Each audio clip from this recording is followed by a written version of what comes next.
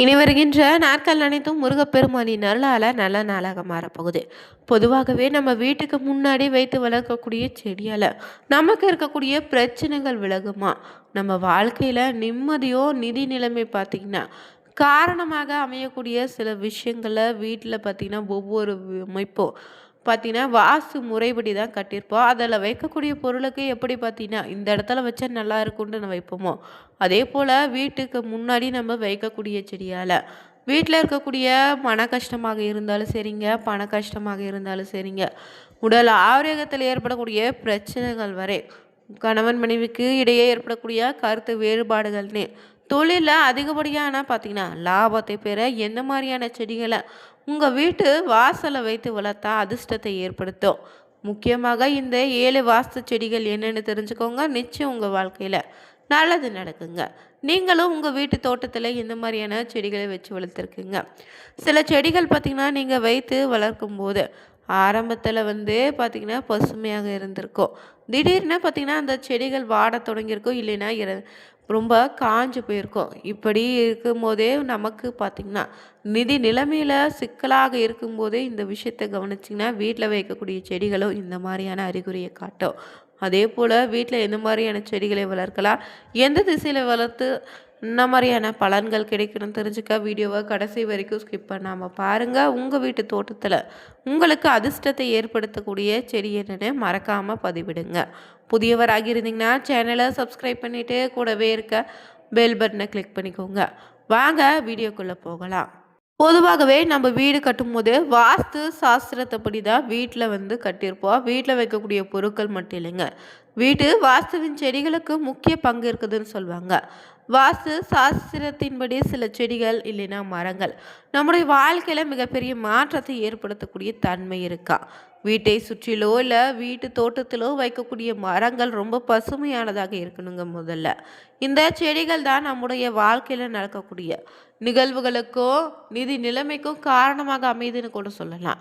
சில குறிப்பிட்ட செடிகளை வீட்டுக்கு உள்ளேயும் வெளியிலும் நட்டு வைத்து வளர்த்தாலே தூய்மையான காற்று கிடைப்பதோடு மட்டும் இல்லை, பல விதமான நன்மைகளை நமக்கு தருது. இந்த செடியை நம்முடைய வாழ்க்கையில் இருக்கக்கூடிய அனைத்து விதமான பிரச்சனையும் தீர்க்கக்கூடிய தன்மை இருக்குதுன்னு சொல்லுவாங்க. எந்தெந்த செடி நம்ம வீட்டில் வைத்தா நம்முடைய பிரச்சனை தீரும், நன்மைகள் அதிகம் கிடைக்கும்னு தெரிஞ்சுக்கலாங்க. சில செடிகளை வீட்டில் வைப்பதன் மூலம் அமைதி, மகிழ்ச்சி, அதிர்ஷ்டமான சூழல் ஏற்படும். சில குறிப்பிட்ட செடி வீட்டில் வைத்து வளர்த்தாலே வாழ்க்கையில் ஏற்படக்கூடிய அனைத்து விதமான பிரச்சனைகளை நீங்கன்னு சொல்கிறாங்க. வீட்டுக்குள்ளே வைத்து வளர்க்கக்கூடிய செடிகளில் முதலாவது பார்த்திங்கன்னா துளசி செடி தாங்க. இது ரொம்பவே புனிதமான செடிங்க, ஆற்றல் மிகுந்த செடின்னே சொல்லலாம். அதிர்ஷ்டத்தை தரக்கூடிய செடிகளில் துளசி ரொம்ப முக்கியம்.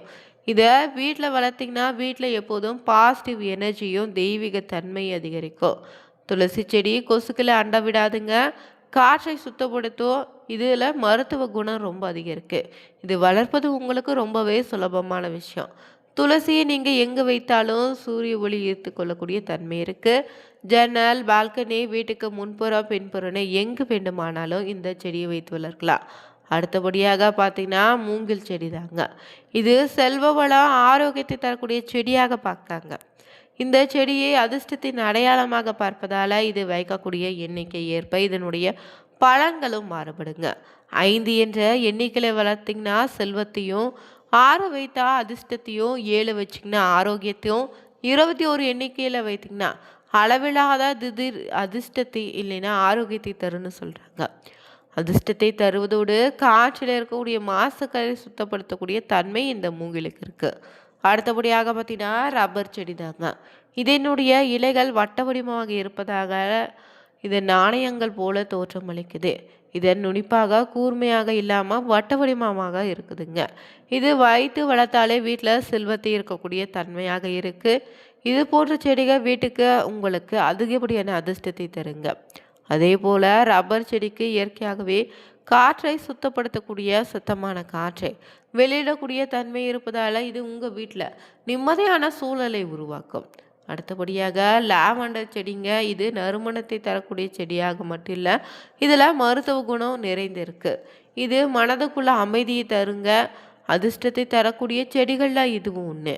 அடுத்தபடியாக பார்த்திங்கன்னா மணி பிளான்ட் செடி தாங்க. இது உங்களுடைய பண பிரச்சனைகள் இருந்து வெளிவர செய்யக்கூடிய தன்மை இதுகிட்ட இருக்குதுன்னு எல்லோருக்கும் தெரிஞ்ச செடி.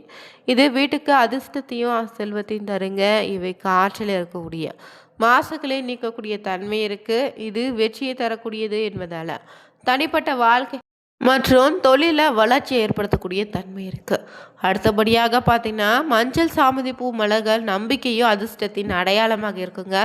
இந்த மலர்களை வீட்டில் வளைத்தாங்களே நல்ல அதிர்வலைகளை உங்கள் வீட்டுக்குள்ளே ஏற்படுத்தும். இதனால வீட்டில் மகிழ்ச்சியை உண்டாக்கும்.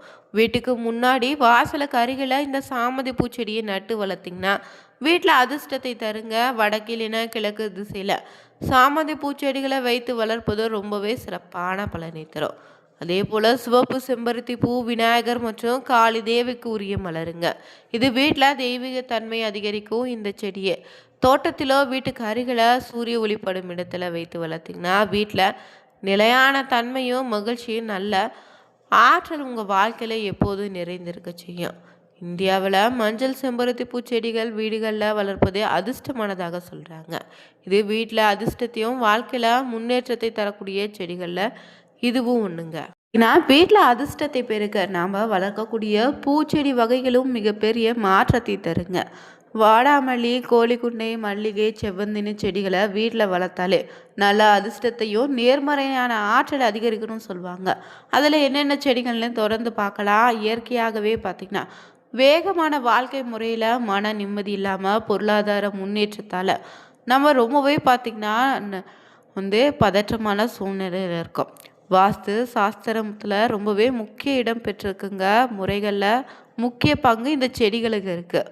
வீட்டில் சரியான செடியை வளர்ப்பது நல்ல அதிர்ஷ்டத்தையும் நேர்மறையான ஆற்றலை அதிகரிக்கணும்னு சொல்கிறாங்க.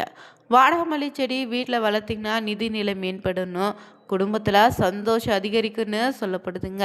இது நீண்ட நாட்கள் மலர்ந்து இருக்கக்கூடிய தன்மை இருப்பதால் நிலைத்த வளத்தை குறிக்குதுங்க. இதே போல் கோழிக்குண்டு செடியை தீய சக்தி விரட்டக்கூடிய தன்மை இருக்குதுன்னு சொல்லுவாங்க. அதே போல் மல்லிகைப்பூ வாசனை மனதை அமைதிப்படுத்துவதோடு வீட்டில் நல்ல அதிர்ஷ்டத்தை ஈர்க்கக்கூடிய தன்மை இந்த செடிக்கு இருக்குது. செவ்வந்தி மலர் வளமும் செழிப்பை குறிக்கக்கூடிய சின்னமாக இருப்பதால் வீட்டில் வளர்த்திங்கன்னா சமநிலையை பேண உதவுதுங்க. அதே போல் தொட்டாச்சினிங்கி செடி தனித்துவமான இயல்பில் எதிர்மறை ஆற்றலை குறிக்கக்கூடிய செடி. அதே போல் வெற்றிலை செடி ஆன்மீக ரீதியாக ரொம்பவே புனிதமான செடி. இதுவும் வீட்டில் வைத்து வளர்க்கலாம். அதே போல் அதிர்ஷ்டத்தை தரக்கூடிய செடிகளில் பார்த்திங்கன்னா நல்ல விதமான பலன்களை இந்த வெற்றிலையும் தொட்டாச்சினிங்கி செடியும் தருங்க. அதே போல் பார்த்திங்கன்னா மகாவிஷ்ணுவனுடைய சிறப்பான ஒரு பூனா சங்குப்பூ செடி வீட்டில் வளர்த்திங்கன்னா மன அமைதி, ஆன்மீக வளர்ச்சி, நல்ல சக்தியை அதிகரிக்குங்க. வாஸ்து செடியில் வீட்டில் பராமரிப்பது மூலம் இயற்கையோடு இணைந்து மட்டும் இல்லைங்க, உங்கள் வாழ்க்கையில் மிகப்பெரிய மாற்றத்தை ஏற்படுத்தி தரும். மேலும் நீங்கள் வளர்க்கக்கூடிய செடிகளில் பார்த்தீங்கன்னா வடக்கு கிழக்கு சிறு செடிகளோ புதர்களோ இருக்கலாங்க. வடக்கில் மஞ்சள் வண்ணமோ, கிழக்கில் இளம்பிங்க் வண்ணமோ, தெற்கில் சிவப்பு வண்ணம், மேற்கில் நீல அடர் வர்ணனே கொண்ட பூக்களை கொண்ட செடிகளை பராமரிக்கலாம். வடக்கு கிழக்கு பகுதியில் இருக்கக்கூடிய செடிகள் வீட்டு ஜன்னல் அடிமட்டத்தை விட தாழ்வாரமாக வளர விடுங்க. வடகிழக்கில் வீட்டை உரசியவாறு உள்ள மரம் செடி கொடிகளால் வீட்டில் உள்ள எலும்பு தேய்வு, எலும்பு முறிவு, நரம்பு தளர்ச்சி நோய்கள் வரலாம். அதே போல் தோட்டத்தில் வடகிழக்கு குப்பை குளம் எரு போன்றவற்றை சேர்த்து வைக்காதீங்க. இவை நம் பெயருக்கு களங்க ஏற்படுத்துவதோடு குழந்தைங்களுடைய எதிர்காலத்தை கேள்விக்குறியாக்குன்னு சொல்லுவாங்க. கனமான மரம் தெற்கு மேற்கு பகுதியை அமையணும். தெற்கு மேற்கு பகுதிகளை வீட்டு உயரம் வரை வளரக்கூடிய மரங்களை வளர்க்கலாம். கதவுகளுக்கு நேர் எதிரில் மரங்களை வைக்கக்கூடாது. அதே போல் வீடுகளில் மந்தாரை பவளமல்லி மரங்களை தெற்கு மேற்கில் வளர்த்தா முன்னோர்களின் ஆசை கிடைப்பதோடு குழந்தைகள் பற்றின படிப்பு நன்றாக இருக்கும். வியாபாரிகள் கணக்கு பிசகாமல் நல்ல லாபம் ஏற்படும், வியாபாரமும் பெருகுன்னு சொல்லுவாங்க. பவளமல்லி செடி ராமர் பாரண செடிகளை ஜாதி மல்லி கொடிகளை தெற்கு மேற்கில் வளர்ப்பதும் நல்லது.